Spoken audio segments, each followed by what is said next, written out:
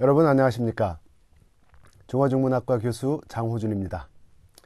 자, 우리 학우 여러분 입학하셔서 이제 처음으로 중간고사 그리고 과제물 시험을 준비하셔야 될 시간이 됐습니다.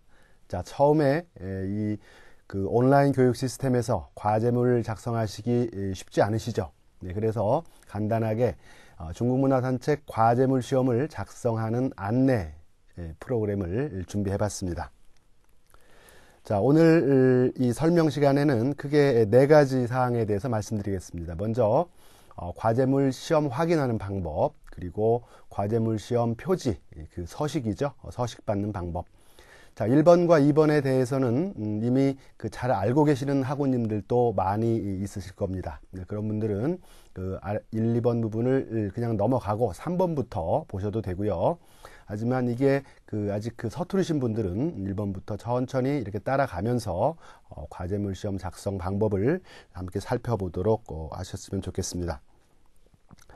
자, 3번째는 과제물 시험 작성 방식 예시입니다. 이제 구체적으로 어떤 식으로 아이디어를 만들고 그다음에 써나가야 될지 어떻게 보면은 오늘 이 안내 프로그램의 핵심적인 내용이라고 볼 수가 있겠고요. 그 다음에 마지막으로는 평가 기준에 대해서 말씀드리도록 하겠습니다. 자, 먼저 과제물 시험을 확인을 하셔야 되는데 우리 학교 홈페이지에 이렇게 접속을 하시면 자, 1번 표시해놨죠. 공지사항이 있습니다. 공지사항에서 1번 시험 성적 공지사항 이거를 클릭을 하시고 그 다음에 여기에는 나와 있지 않으니까 더보기를 클릭을 하십니다. 그러면은 이런 그동안의 공지사항의 메뉴가 목록이 쭉 뜨게 됩니다. 자, 2014학년 1학기 중간 과제물 시험 안내 3번째 게시물로 나와 있습니다. 나중에 여러분들 기말 시험에 대해서 준비를 하실 때는 기말 시험과 관련된 안내 이런 메일이 나올 거니까 찾아서 클릭을 하시면 되겠죠. 자, 그래서 시험 안내 메일을 클릭을 하시면 자, 이런 페이지가 뜹니다. 이 페이지를 처음에 중간 과제물 시험. 자, 저희는 중국문화산책은 중간 시험이 아니라 과제물 시험이기 때문에 과제물에 해당이 되겠죠. 자, 과제물 시험 시행 공고하고 간단한 기본적인 하지만 중요한 내용들을 이렇게 설명을 하고 있습니다. 자, 중간 시험이 아니고 과제물 시험이니까 아래쪽을 보셔야 되겠죠. 이 137과목 중에 하나에 포함이 됩니다. 자, 제출 기한 이렇게 나와 있네요. 3월 25일부터 4월 18일까지가 정시 제출 마감 기한이고요. 그 이후에 이 아래쪽이 좀 나오지 않지만 따로 설명이 되어 있습니다. 좀 늦게 내실 수도 있는데 거기에 따라서 약간의 감점이 가해질 수도 있으니까 그 부분 고려하시기 바랍니다. 자, 이 페이지를 뜨면 위쪽에 첨부 파일이 있습니다. 2개 첨부 파일이 있네요. 하나는 1학기 중간 과제물 시험 안내라는 파일이 있고 그 다음은 1학기 과제명이라는 파일이 있습니다. 자, 첫 번째 시험 안내 파일에는 중간 그리고 과제물 시험과 관련된 내용, 지금 여기에 나와 있는 아래쪽에 나와 있는 내용들보다 더 자세한 내용들이 기록이 되어 있습니다.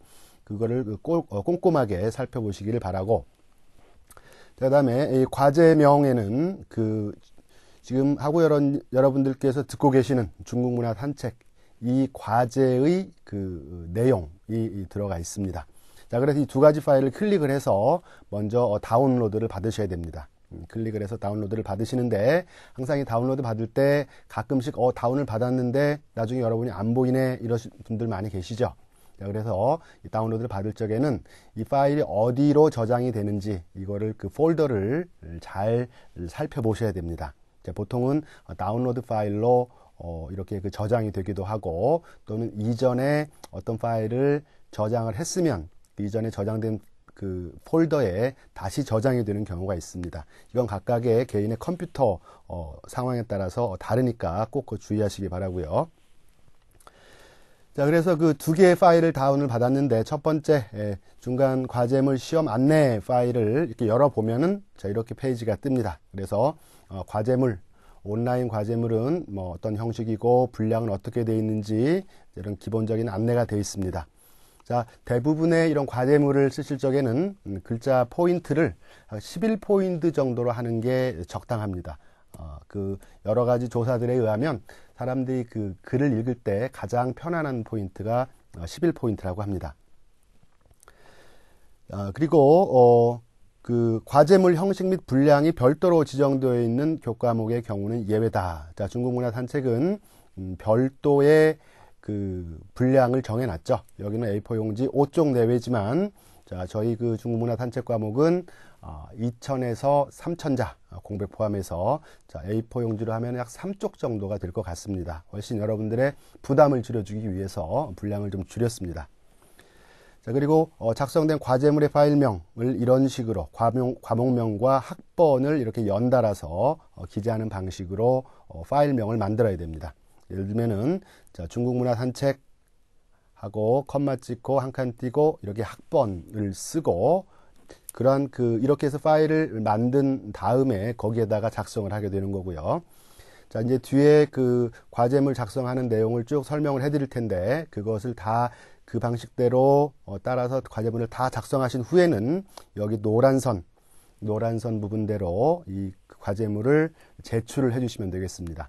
자, 제출을 하실 적에 아주 중요한 것, 자, 폴더를 열고 제출하고자 하는 파일이죠. 이 파일, 중국문화산책 학번이 들어있는 그런 제목명으로 되어 있는 파일을 반드시 첨부를 해야 됩니다.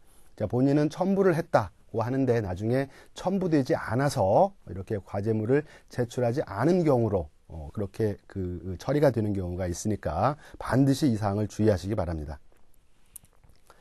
자, 그 다음에 파일을 아까 두 개를 다운받았죠. 하나는 안내 파일이었고 두 번째는 과제물이라는 두 번째 파일. 이 파일을 열면, 처음에 파일을 열면 이런 화면이 뜨게 됩니다. 본인의 학과를 클릭하세요. 자, 그러면은 여러분들은 중어중문학과에서 개설된 중국문화산책을 듣습니다. 하지만 이 과제물 시험에 응하는 학우들은 거의 대부분이 국어국문학과 학우님들입니다. 자, 중어중문학과는 출석 수업을 하기 때문에 과제물을 제출하지 않죠. 자, 그래서 어떤 여러분들께서 주의하셔야 될 점은, 이게 중문과 과목이라고 해서 중문학과 바로가기 이걸 클릭하시면 안 되고, 여러분이 국어국문학과에 소속되어 있기 때문에 국어국문학과 바로가기를 클릭을 하셔야 됩니다. 자, 클릭을 하니까 이런 화면이 뜨게 됩니다. 그래서 첫 번째는 세계의 역사라는 과목에 과제물과 관련된 내용들이 있네요. 여러 가지 그 지시사항들이 많이 있습니다. 서론, 본론, 결론의 형식을 갖춰야 되고, 본론은 다시 2개 이상의 장으로, 그 다음에 다시 소제목을 설정하고, 굉장히 그 자세한, 친절한 안내사항이군요. 그 다음에, 여러분들 직접 관련되진 않지만, 아래 보면은 개조식 표기는 일절 허용하지 않겠음, 이렇게 나와 있죠. 자, 개조식 표기라는 것은 바로 이러한 문체가 개조식 표기가 되겠습니다. 개조식 표기는 일절 허용하지 않겠음. 중국 문화는 어떠어떠함. 베이징의 특징은 무엇임. 이런 식으로 하는 거 있죠. 끝에 뭐뭐이다. 또 뭐뭐 하였다. 이렇게 끝나는 게 아니라 무엇무엇임. 이런 식으로 표현하는 게 개조식 표기입니다. 자, 마찬가지로 중국 문화 산책에서도 개조식 표기는 허용하지 않습니다. 자, 페이지를 조금 더 내려오면 중국문화산책이라는 과목, 저희가 듣는 과목의 이 세 번째 과제물의 내용이 설명되어 있네요. 자, 대상학과, 국어국문학과이고 대상학년은 1학년 학우님들입니다. 자, 다른 과목 과제물 시험들은 학번 끝자리에 따라서 A, B, C, D, E 또는 A, B 이렇게 여러 가지 형태의 문제가 있는데, 이 중국문화산책 과목은 학번 끝자리 구분 없이 모든 학우님들이 공통적으로 임하게 되는 그러한 시험이라고 볼 수 있습니다. 전부 다 공통입니다. 그러니까 홀수든 짝수든 끝자리와 상관없이 다 이 문제를 풀어야 되는 거죠. 자, 문제를 간단히 읽어볼까요? 자, 중국의 대표적인 두 도시 베이징과 상하이는 여러 면에서 큰 차이를 지니고 있습니다. 베이징과 상하이의 서로 다른 역사와 오늘날의 기능 등에 주목하여 두 도시의 특징을 비교 서술하십시오. 자, 여기서 베이징과 상하이의 서로 다른 역사와 오늘날의 기능에 주목해서 두 도시의 특징을 비교 서술하십시오. 이런 과제물입니다. 자, 여러분들 그 2강과 3강 그 동영상 강의를 들으신 분들이라면 다 충분히 쓰고 작성하고 제출할 수 있는 상당히 평범한 평이한 문제라고 생각이 됩니다. 자, 과제물 작성 시 주의해야 될 사항. 자, 분량은 공백을 포함하여 2000자에서 3000자, 원고지 10 내지 15매로 합니다. 자, 이 얘기는 원고지에다 작성하라는 얘기가 아니죠. 당연히 그 워드 파일에다가 또는 한글 파일에다가 작성을 해서 온라인으로 제출을 하셔야 됩니다.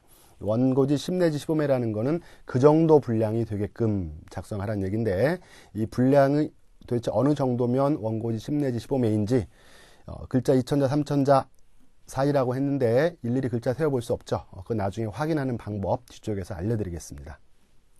그 다음에 보고서 제목, 학과, 학번, 성명 반드시 기재해야 되고요. 그 다음에 또 중요한 사항이 있습니다. 글자 텍스트 이외에, 그러니까 글자로 타이핑하는 거 이외에 사진이나 동영상의 자료를 포함해서는 안 됩니다. 자, 수천 명, 수만 명의 학우님들이 방송대학교 서버에 동시에 접속을 하죠. 그래서 이 동영상이라든가 사진 같은 거 올려놓으면은 서버가 과부하돼서 마비가 됩니다. 아울러 이거는 그 서술식 문제이기 때문에 사진이나 동영상 자료를 포함해서는 안 됩니다. 자, 그러면 이 과제물을 어디에다 작성할 것인가? 그냥 아무런 그 A4 용지, 그러니까 일반 파일에다가 작성을 하는 게 아니라 학교에서 정해진 그러한 서식이 있습니다. 그래서 과제물 시험 표지 또는 서식을 받아야 되는데, 자, 이것을 받으려면은 먼저 맞춤 정보에 들어가시면, 홈페이지 맞춤 정보에 들어가시면 하단의 좌측에, 이쪽에 사실은 더 이렇게 많이 있습니다. 잘라놓은 건데요. 학생 서식을 클릭을 합니다. 학생 서식을 클릭을 하면 이런 팝업 창이 하나가 뜨네요. 팝업 창이 뜨고, 처음에 아마 뜨면서 학적란에 이렇게 표시가 되어 있을 건데, 자, 거기서 아래쪽에 표지 및 기타 서식을 클릭을 하는 거예요. 그러면은 표지 및 기타 서식에 이러한 목록이 쭉 뜨게 됩니다. 자, 우리가 제출해야 될 것, 온라인으로 제출해야 되죠. 시험장에서 제출하는 게 아니고, 기말시험 아니죠. 시험장 제출 아니죠. 아래쪽에 있습니다. 과제물 표지, 온라인 제출용, 이 두 개 중에 하나를 선택을 하셔야 됩니다. 자, 여러분들이 문서를 작성할 때 우리 한국에서는 크게 두 가지 프로그램을 쓰죠. 하나는 한컴 오피스, 그 한글과 컴퓨터사에서 나온 한컴 오피스고, 다른 하나는 마이크로소프트에서 나온 마이크로 오피스입니다. 자, 그래서 그 한컴 오피스 파일을 한글 문서라고 이렇게 줄여서 얘기하도록 하겠습니다. 그리고 마이크로소프트에서 나온 MS 오피스로 만든 그러한 그 프로그램을 워드 문서라고 하도록 하겠습니다. 그래서 여러분들 그 문서 작성기에 W 이렇게 표시되어 있는 그 작성기를 주로 사용하시는 학우님들께서는, 자, 이거 온라인 제출용 워드를 클릭하셔서 그 위에 작성을 하시면 되겠고, 그 다음에 그 HWP 이 한글 이 표시로 아래 한글 프로그램으로 작성하시는 학우님들께서는 이 빨간 거 한글 프로그램 이거를 누르시면은 이 그 표지가 뜨게 됩니다. 대부분의 90% 이상이 이 한글 프로그램을 쓰니까 여러분들 그 컴퓨터에 그 문서 작성기를 확인을 하셔서 다운로드를 받으시기 바랍니다. 자, 그래서 이 한글 프로그램을 예로 들어서 설명을 하겠습니다. 그래서 그거를 다운을 받아서 그러니까 클릭을 해보니까 이런 화면이 뜹니다.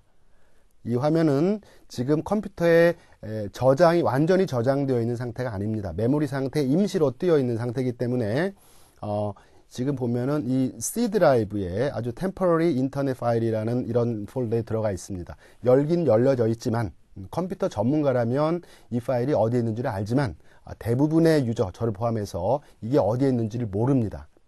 그래서 이렇게 그 파일을 띄운 다음에 그걸 저장을 해야 되는데, 자, 이 저장을 하는 방법은 여기서 파일을 클릭을 하시면 파일과 관련된 정보가 이 아래쪽으로 메뉴가 쭉 뜨죠. 아래쪽으로 메뉴가 뜹니다.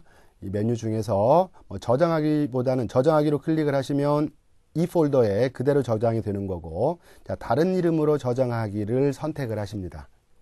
다른 이름으로 저장하기를 선택을 하시면 다시 이런 창이 뜨죠. 다른 이름으로 저장하기라는 창이 뜹니다.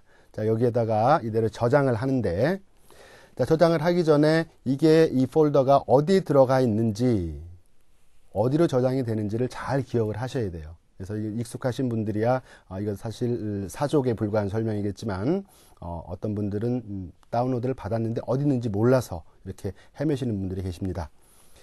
자, 그것을 좀 작업을 앞으로 방송대에서의 학업이 좀 더 이렇게 체계적으로 온라인 작업을 학업을 체계적으로 하기 위해서는 방송대와 관련된 그런 폴더를 따로 만들어 두시는 게 좋습니다. 이게 제 컴퓨터의 폴더인데요. 저는 KNOU라는 폴더를 만들어서 보통 방송대에서 학사 행정과 관련된 일들은 전부 다 여기다 저장을 하고 있습니다.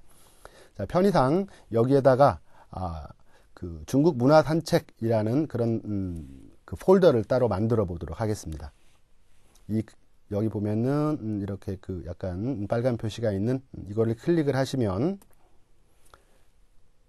클릭을 하셔서 그 중국 문화 산책이라는 폴더를 따로 만들고 그 다음에 지금 이 표지 서식 파일을 그대로 여기서 만일에 저장을 하시게 되면 이 파일 이름이 과제물 표지 이런 이름으로 원래 컴퓨터에 있었던 이름 그대로 저장이 됩니다. 자, 나중에 들어가셔서 여기에다가 이 파일 이름을 다시 변경을 해도 좋지만 지금 저장을 하실 때, 처음에 저장을 하실 때 이 파일명을 새롭게 바꿔 놓으면은 훨씬 이후에 작업하기가 편해집니다. 자, 과제물 제출할 때 이 파일 이름을 어떻게 하라고 했죠? 과목명과 컴마 학번이죠. 그래서 중국문화산책 컴마 한 칸 띄고 그 다음에 자기 본인의 학번, 자, 이런 이름으로 여기에다가 마우스를 대고 이거를 바꿔 쓰는 겁니다. 중국문화산책 학번, 그렇죠? 이 폴더 어디에 저장되어 있는지 기억을 하시고, 자, 이렇게 해서 저장을 하게 되면 여기에 이 파일 이름이 그대로 이렇게 나타나겠죠? 이 이름을 가진 파일이 생겨납니다. 그리고 저장을 하실 적에는 대부분의 이 한글 문서 파일로 그 처음 상태가 그렇게 되어 있습니다. 따로 이것은 손대실 필요가 없고요. 자, 지금까지 1번, 2번은 상당히 우리 온라인 학습을 위해서 아주 기본적인, 사실은 상당히 많은 학우님들께서 다 아시는 내용들이고 원격 교육에 의해서도 부분적으로 설명을 한 내용을 알고 있습니다. 자, 그러면 이 중국문화 산책 과제물과 관련된 내용은 여기 3번부터 시작이 되는 건데요. 자, 아까 다운로드를 받으셨던 그 표지 있죠. 표지 서식 파일을 클릭을 하시면 이런 화면이 뜨게 됩니다. 이게 지금 아래아 한글 문서에서 제가 좀 크게 확대를 한 겁니다. 그럼 2000 몇 학년도 과제물 온라인 제출용 이렇게 이 형식이 나와 있죠. 그럼 이거를 여기에다가 이 위에다가 타이핑을 하면서 과제물을 작성을 하시는 겁니다. 자, 채워야 되겠죠? 여기 지금 빠졌습니다. 어떻게 해야 되겠습니까? 2014학년이면은 14학년도. 만일에 1학기면 1학기, 2학기면 2학기, 아니면 이제 15년이면은 15학년도. 이렇게 바뀌어야 되겠죠? 자, 교과목명 쓰셔야 되고, 학번, 쓰셔야 됩니다. 성명 반드시 쓰셔야 되고, 연락처, 이메일과 전화번호, 특히 이메일 아주 중요하니까 반드시 잊지 마시고 작성을 해주시기 바랍니다. 자, 아래 부분도 채워야 되겠죠? 자, 과제 유형은 자, 다른 과목 같으면 A형, B형, C형, D형, E형 중에서 골라서 하시겠지만 자, 저희 과목은 공통 과목이기 때문에 공통 과제물이기 때문에 공통형 이렇게 표시를 하면 됩니다. 그리고 과제명, 자, 아까 한 3줄 정도로 이렇게 길게 있었는데 그것을 제가 간단하게 한 줄짜리로 만들어 봤습니다. 중국의 대표 도시 베이징과 상하이의 특성에 대한 비교라는 제목으로 만들었습니다. 자, 이 제목을 그대로 사용을 하셔도 되고 여러분들의 독창력을 최대한 활용을 해서 부분적으로 변경을 하셔도 됩니다. 하지만 과제명은 가능하면 2줄이 넘지 않게 이렇게 한 줄이라든가 2줄 정도로 이렇게 간단하게 작성을 해주시면 되겠어요. 그리고 그 이하에 아래쪽에 이제 과제를 작성을 하시면 됩니다. 정작 이게 사실 중요하죠. 어떻게 작성할 것인가. 자, 이 부분을 제가 좀 간단히 다시 또 설명을 드리도록 하겠습니다. 자, 아래쪽 부분 다시 그 화면을 캡처를 해본 겁니다. 위쪽 부분 빼고요. 자, 공통형 중국의 대표 도시 베이징과 상하이의 특성에 대한 비교. 자, 아래부터 이제 그 과제물 작성을 시작을 하는데, 과제물 작성을 시작을 할 때 이 과제명과 시작하는 부분은 한 줄이라든가 두 줄 정도를 띄어 쓰셔야 됩니다. 그래서 여기서부터 시작이다 라는 것을 이 독자, 채점자가 명확히 알 수 있도록 띄어 쓰시고, 자, 그 다음에 이렇게 그 각 단락의 첫머리는 항상 안쪽으로 들여쓰기를 해야 됩니다. 각각의 출판사라든가 아니면 또 잡지사에 따라서 이런 규칙은 다 다르지만 저희 과목에서는 스페이스바를 2번 눌러서 안쪽으로 한 칸, 두 칸, 그러면 글자 하나의 공간 정도가 됩니다. 그러니까 2번 스페이스바를 2번 눌러서 한 글자를 들여넣는 것을 잠정적인 규칙으로 하도록 하겠습니다. 자, 그렇게 해서 쓰시기 시작하는 거죠. 자, 한번 제가 잠깐 쓰다 만 거 한번 볼까요? 자, 베이징과 상하이는 중국을 대표하는 도시이자 우리에게도 상당히 친숙한 도시이다. 중국의 북방 도시를 대표하는 베이징은 어떠하고 쭉 이제 얘기가 좀 나가겠죠. 그리고 이 글의 목적, 주된 목적. 자, 이 글에서는 상하이와 베이징의 역사적 변천 과정과 오늘날의 위상 또는 기능의 차이에 주목하여 두 도시의 특성에 대해 비교 고찰하고자 한다. 자, 이러한 내용이 여기는 지금 세 줄만 썼지만, 세 줄 반만 썼지만 이게 이제 서론에 해당이 되는 겁니다. 이제 서론을 여러분들이 전체 2000자에서 3000자 분량 중에서 이게 지금 한 5줄, 한 10줄까지도 가능하고요. 여러분들이 판단을 하시면 돼요. 앞으로 이 뒤에서 글은 어떠한 글을 쓰여질 것이다 라는 것을 미리 앞쪽에다가 얘기를 해주는 겁니다. 그래서 서론은 상당히 중요한 그런 부분이라고 볼 수 있습니다. 자, 그리고 그 다음에 이제 본론을 쓰시게 됩니다. 본론 쓰실 때는 이렇게 역시 마찬가지로 한 줄을 띄어서 표시를 하시게 되고, 자, 이렇게 여기 위에다가 본론 이렇게 하셔도 좋고, 아니면 본론이란 말 쓰지 않고 그냥 북방의 대표도시 베이징 하고 그게 그 장이 되겠죠. 장의 제목이 되겠습니다. 그래서 이제 베이징에 대해서 설명을 하시겠네요. 자, 베이징은 마찬가지로 이게 하나의 단락이 됩니다. 그래서 단락의 첫 줄은 2칸 들여쓰자 그랬죠. 그 다음에 두 번째 줄은 어떻게 씁니까? 컴퓨터에서 저절로 여기로 나오게 됩니다. 그 다음에 이게 이제 1장이 되겠고, 또는 그 다음에 이게 2장이 되겠고, 그 다음에 이제 마지막, 자, 1장, 2장 또는 3장, 4장까지 한 다음에 지금까지 앞에서 쓴 내용들을 요약을 하면서 정리를 하고 앞에서 못했던 얘기를 살짝 보충하는 그런 부분, 이게 이제 맺은말, 결론 부분이 해당이 되겠습니다. 자, 그래서 자, 지금까지 살펴본 바와 같이 어떻게 요약을 하는 거죠. 그리고 이제 자기의 어떤 주장이라든가 이런 것들을 결론 부분에 제시를 할 수가 있습니다. 자, 이게 자, 서론, 본론, 결론의 형식을 갖추고 있는 그런 글이라고 볼 수 있습니다. 자, 그런데 여기서 여러분들 좀 궁금하신 점들이 또 있을 겁니다. 여기 오케이, 서론, 본론, 결론 구조를 갖는 건 좋은데, 그러면 반드시 서론, 본론, 결론이라는 이러한 이름을 써야 되느냐? 자, 여러 가지 방법이 있습니다.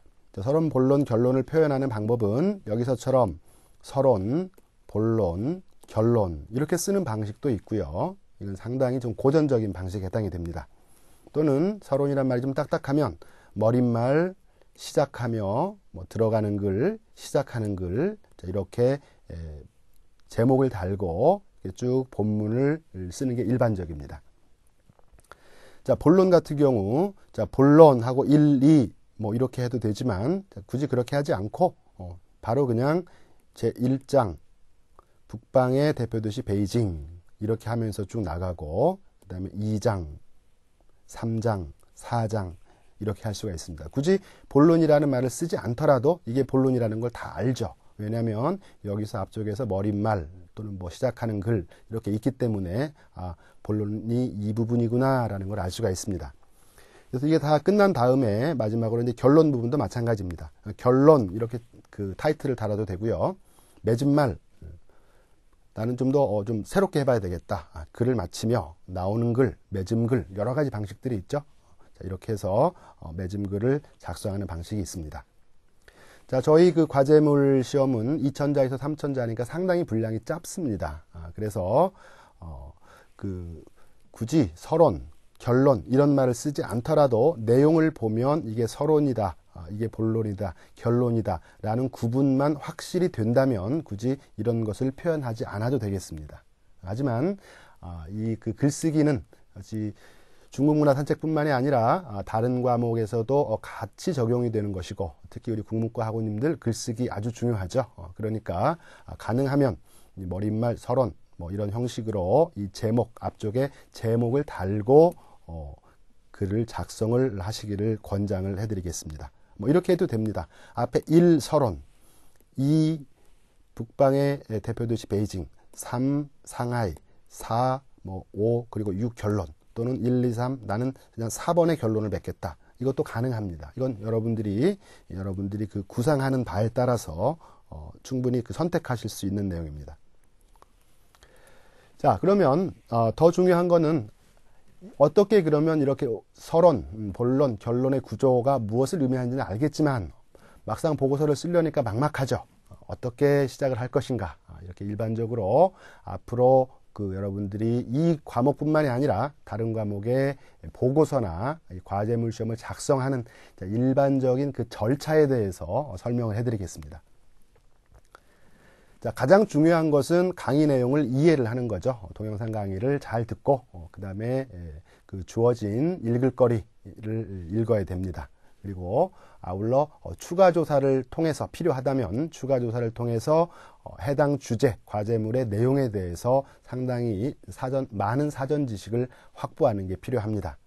자, 그리고 나서 이제 과제물 시험, 즉 보고서의 얼개를 구상을 해야 되겠죠. 얼개라는 건 틀, 또 다른 말로 구조라고도 볼 수가 있습니다. 이 틀 구상한다는 건 아까처럼 머릿말, 본론, 결론인데, 자, 이 본론은 이제 가장 중요한 거는 본론이라고 볼 수가 있겠네요. 본론은 어떤 식으로 구성을 할 건가? 자, 나는 장을 한 4개 정도의 장으로 구성하는 게 좋겠다. 또는 한 3개 정도로 할까? 한 2개만 할까? 그러면은 상대적으로 결론, 맺은말 내용이 좀 더 풍부해져야 되는데 이런 것들을 구상을 하시는 겁니다.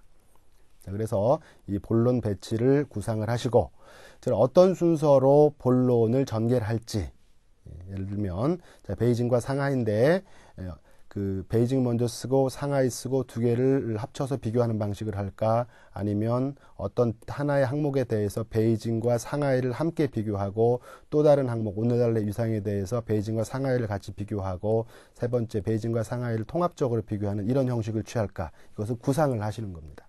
네, 그리고 여기에 맞게 만일에 나는 베이징의 역사, 그 두 도시의 역사 하고 그 다음에 베이징, 상하이 이렇게 했다면 이게 하나의 장이 되겠고 이게 1절, 2절 이런 식으로 구상을 해볼 수가 있겠죠. 자, 그래서 몇 개의 장절로 구성할지, 그리고 각각의 장절에는 어떤 내용을 배치할지, 자, 여기다가 그림을 그려보는 겁니다. 자, 베이징의 오늘날의 위상 또는 기능 이렇게 했습니다. 정치의 중심 도시, 그죠? 그 다음에 어떤 글로벌 도시로 도약하는 그런 그 모습들. 자, 상하이 같은 경우도 상하이의 어떤 그 경제적인 기능, 그 다음에 엑스포, 이런 내용들을 담으시면 되겠고요. 자, 이거 본론이 이렇게 맞춰지면 그 다음에 서론과 결론을 구상을 하시는 겁니다. 내가 이렇게 구상을 한 본론을 그 독자에게 또는 채점자에게 잘 전달하기 위해서 어떻게 서론을 시작할 것인가, 그 다음에 어떻게 그 맺은말을 할 것인가, 이 서론은 상당히 중요한 부분입니다. 왜냐하면 이렇게 굉장히 많은 수의 보고서들이 있단 말이죠. 그랬을 때 처음에 똑같이 대부분의 보고서가 앞서 제가 예를 들은 것처럼 베이징과 상하이는 중국을 대표하는 2개의 도시다. 읽을 때마다 계속 이렇게 시작을 한다면 또 비슷한 얘기가 나오겠군요. 이렇게 생각을 할 수가 있죠. 근데 만일에 처음 시작하는데 약간 새로운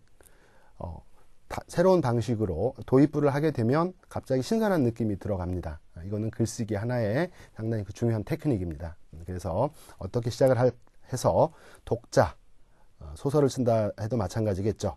독자 또는 채점자의 주의를 끌지, 그 그 다음에 마지막으로 정리. 지금까지 얘기를 본론에서 서론에서 잘 해왔는데 마지막 마무리가 약간 뭔가 부족하면은 약간 그 개운하지 않은 그런 맛이 있습니다. 그래서 어떻게 잘 마무리를 할지 나중에 구상을 하면 됩니다. 자, 여기서 지금 4개의 순서대로 큰 틀에서는 이렇게 준비를 하시면 되겠고요. 자, 그러면 좀 더 구체적으로 자, 베이징과 상하이의 두 도시의 특성을 비교하는 것이니까 어떤 식으로 구상을 해볼 것인가 좀 더 구체적으로 한번 제가 말씀을 드려보겠습니다. 자, 크게 이 본론을 먼저 하나의 챕터로 베이징, 그 다음에 상하이 이렇게 하나의 장, 챕터라고 하죠. 별개의 챕터로 구성하고 또 세 번째로는 베이징과 상하이를 통합적으로 비교하는 그런 방식, 이런 식으로 구성을 해도 됩니다. 그래서 처음에는 베이징에 대한 것만 쭉 쓰는 거죠. 베이징 개관 및 역사, 현재 위상 및 역할, 자, 베이징의 문화유산이라든가 사람들의 특성이라든가 이런 식으로 쭉 쓰는 거예요. 그 다음에 두 번째 장에서는 상하이에 대해서 또 쭉 쓰는 거죠. 자, 이렇게 해놓고 물론 바로 결론을 맺을 수도 있습니다. 하지만 뭐 세 번째에서 베이징과 상하이에 대해서 이렇게 비교를 해서 하나, 두 개의 절 정도로 뭐 이렇게 비교를 하는 방법이라든가 이런 방법은 상당히 이제 글이 좀 약간은 복잡해지는 좀 더 준비를 많이 해야 되는 방법이 되겠죠. 자, 이렇게 베이징 한 장, 한 챕터, 상하이 한 챕터 이런 방식으로 본문을 구상을 할 수도 있고 다른 방법도 가능합니다. 자, 두 도시의 개관 및 특히 역사, 두 도시를 개관하고 역사를 중심으로 하나의 챕터, 장을 구상을 하는 겁니다. 그래서 아까는 베이징하고 전부 다 집어넣고 그다음에 상하이하고 다 집어넣는데 이제는 역사라는 또는 개관 및 역사라는 이 큰 장 안에 베이징과 상하이를 각각 집어넣는 거죠. 그러면 읽는 사람은 두 도시의 역사가 이렇게 다르구나 하는 거를 또 보다 더 직접적으로 알 수가 있겠죠. 그다음에 두 번째, 베이징과 상하이의 위상과 역할 해서 그 오늘날의 위상과 역할이라든가 이렇게 해놓으면 상대적으로 이 제목도 마찬가지입니다. 그냥 베이징, 상하이 그렇게 밋밋하게 다는 방법도 있지만 여기 본문에서 쓰여질 내용의 핵심적인 내용으로 이렇게 소제목을 절의 제목을 달아 놓으면 독자 입장에서는 무슨 얘기를 하려고 하는구나, 이 내용에 대해서 이 필자가 상당히 많은 것을 이렇게 꿰뚫고 있구나라는 그런 느낌을 받게 됩니다. 자, 그다음에 세 번째는 문화유산 또는 어떤 분들은 뭐 사람들의 기질의 상의 특성 뭐 이런 식으로도 할 수가 있겠죠. 그렇게 해놓고 그 다음에 마찬가지로 이 절에서 베이징과 상하이를 비교하는 방식도 있습니다. 자, 어떤 방식, 앞서 말씀드린 방식과 이런 방식 중에서 이것은 여러분들이 선택을 하는 것입니다. 자, 어떻게 해서 이 정해진 분량 내에서 더 효율적으로 글을 쓸 수 있을 것인가, 여러분들께서 선택을 하시면 되고, 그래서 처음에 글을 바로 쓰는 것보다는 아까 그 얼개를 구성하는 작업들 큰 종이에다가 이렇게 손으로 써보는 겁니다. 컴퓨터가 익숙하신 분들은 컴퓨터로 계속 작업을 해보셔도 되고요. 자, 분량을 확인하는 방법입니다. 자, 분량을 확인하는 방법. 자, 한글 문서를 많이 쓰니까 한글 문서를 기준으로 해서 설명을 드리겠습니다. 지금 그러니까 보고서는 아니지만 제가 그 학습 자료로 나눠드린 중국인 중국 문화 그 파일이죠.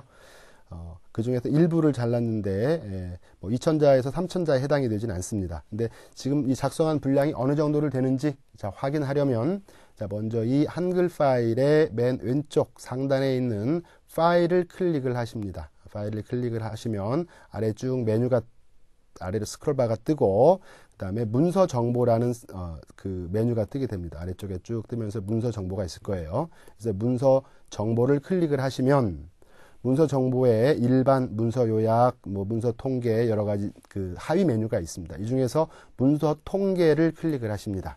문서 통계를 클릭을 하시면 이 문서에 관련된 정보들이 있습니다. 그래서 공백을 포함해서 글자가 몇 자고 공백을 제외하고 몇 자고 이 안에 한자가 몇 자가 포함되어 있고 전체 이 낱말 단어죠. 낱말은 몇 개의 낱말이고 자, 이 내용은 원고지를 200자 기준으로 할 때 몇 장이고 이런 내용들이 있습니다.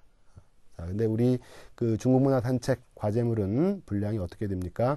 2000에서 3천자에 해당이 됩니다. 그래서 여러분들이 이 공백 포함해서 여기에 2천에서 3천자 안에 들어갈 수 있도록, 그 다음에 원고지 분량으로 했을 적에 15에서 20매도인가요? 이 안에 들어갈 수 있도록 여러분들께서 양을 조정을 하셔야 됩니다. 자, 가끔씩 이 3천자를 넘어서 제가 4,500자를 썼는데 괜찮나요? 이런 질문을 하시는 학우님들이 계십니다. 자, 이렇게 많이 쓰고자 하시는 것들 의욕이 넘쳐서 일면으로는 참 좋은 긍정적인 측면도 있지만, 다른 면으로 본다면 3천자에서 1,500자를 초과해서 4,500자를 썼다. 자, 그래서 만일에 이 학우님한테 전혀 이 분량 문제에 대해서 분량을 기준을 지킨 것으로 간주를 하게 된다면, 또 어떤 학우님들은 저는 500자를 1,500자가 부족한 500자를 썼습니다. 자, 이 사람도 분량 기준에 합치하는 것으로 간주를 하셨다면 저도 그렇게 봐주셔야 됩니다. 라고 주장할 수가 있겠죠. 자, 그래서 여러분들께 말씀을 드립니다. 2천자에서 3천자는 2,500자를 기준으로 해서 상당히 그 분량 폭이 아주 충분한 분량입니다. 그러니까 반드시 이 분량 범위를 지켜주시기 바랍니다. 자, 워드 문서입니다. 워드 문서. 이 W로 되어 있는 거. 자, 파일을 클릭을 하면 아래 메뉴가 뜨죠? 자, 정보가 뜹니다. 정보를 클릭을 다시 하시면, 정보를 클릭을 하시면, 아직 이 팝업이 뜨는 게 아니고, 이 아래쪽으로 이 문서 정보가 오른쪽에 나타납니다. 그래서, 첫 번째, 두 번째, 세 번째 이쪽을 보셔야죠. 그래서 속성과 이런 기본적인 정보들이 나옵니다. 단어 수가 몇 개고, 자, 이거는 MS 워드는 아무래도 미국에서 만들어진 프로그램이라서 그 원고지 분량 이런 것들은 정확하게 나와 있지 않습니다. 좀 더 자세한 내용을 보고 싶다. 속성을 클릭을 하시면 이게 그 상세 속성 그럴 겁니다. 자세한 정보 상세 속성 하면서 이 팝업 창이 뜨게 됩니다. 그래서 여기에 통계를 보시면 조금 더 자세한 내용들이 있습니다. 페이지 수가 얼마고, 단어 수가 얼마고, 공백 포함해서 문자 수가 얼마고, 이런 정보들이 있습니다. 자, 가장 그 MS 아래 한글과 이 워드 문서가 공통적으로 적용이 되는 것은 이 단어 수에 해당이 된다고 볼 수가 있습니다. 자, 이렇게 해서 여러분들 보고서를 작성을 하셔서 앞서서 말씀드린 앞쪽에서 그 노란 박스에 있는 제출 방식을 통해서 이렇게 제출을 해주시면 됩니다. 네, 그러면은 이것을 제가 그리고 김영구 교수와 함께 이것을 평가를 하게 됩니다. 자, 평가를 할 때 평가 기준이 있습니다. 우리 그 과제물 시험의 만점은 30점이죠. 30점 만점에서 저는 크게 네 가지의 기준에 따라서 배점을 이렇게 정해봤습니다. 먼저 첫 번째는 내용의 충실성입니다. 자, 매체 강의의 내용, 즉 동영상 강의의 내용을 어느 정도 충실하게 반영을 했는가. 그렇죠? 그 수업을 일단 듣고 관련된 그 학습 자료를 읽으시기를 당부드리는 거고, 그 다음에 해당 주제에 관련한 어떤 그 지식 정도. 자, 수업 시간에 동영상 강의에서 다루지 않았다고 하더라도 또는 다른 부분에 대해서 따로 얼마만큼 조사를 하고 연구를 했는가. 그다음에 이런 것들 당연히 그러한 그 노력 정도가 점수에 반영이 되어야 되겠죠. 그래서 내용의 충실성이 10점을 차지합니다. 그 다음은 글의 구조 5점입니다. 자, 서론, 본론, 결론의 형식을 갖췄는가. 자, 아까 앞에서 서론, 본론, 결론, 그러니까 서본결의 구조, 반드시 제목을 서론, 본론, 결론으로 하는 것은 아니고 다양한 방식이 가능하다라고 얘기했죠. 하지만 어느 제목으로 쓰든지 일단은 그 제목을 표시를 해달라 제가 말씀을 드렸습니다. 그 다음에 과제물 분량의 적정성, 자, 이것을 합쳐서 5점 배점을 했습니다. 그 다음에 논리적 전개, 자, 논리적 전개, 얼마나 이 과제물이 이 내용이 논리적으로 합당한가라는 겁니다. 자, 먼저 이 논리적 합당성이라는 것은 크게 두 가지 면에서 볼 수 있습니다. 첫 번째는 각 부분이라는 건 서론, 본론, 결론 또는 장절. 자, 본론에서에 있는 각각의 하나, 두 개 또는 세 개, 네 개의 장이 있겠죠. 이 장절들이 서로 상호 연관성들을 충분히 갖추고 있는가. 그런 부분이 하나가 있고, 그 다음에 각각의 내용들이, 자, 구조는 그렇게 갖춰져 있지만, 각각의 그 장의 제목 또는 절의 제목에 합당한 내용들로 이 절의 내용을 설명을 하고 있는가, 상하이의 역사라는데 거기에 적합한 내용들이 들어가 있는가라는 겁니다. 상하이의 역사라고 제목은 되어 있는데 여기서 다른 예를 들어서 다른 도시의 역사라든가 또는 상하이의 오늘날과 관련된 얘기가 들어온다면 이거는 논리적으로 정합하지 않은 그런 글이 되겠죠. 자, 아울러 내용의 독창성 10점, 상당히 배점이 높습니다. 여기서 독창성이라는 것은 글을 얼마만큼 이렇게 창조적으로 썼냐 이런 것을 지칭한다기보다는 가장 중요한 것은 본인이 직접 썼는지의 여부입니다.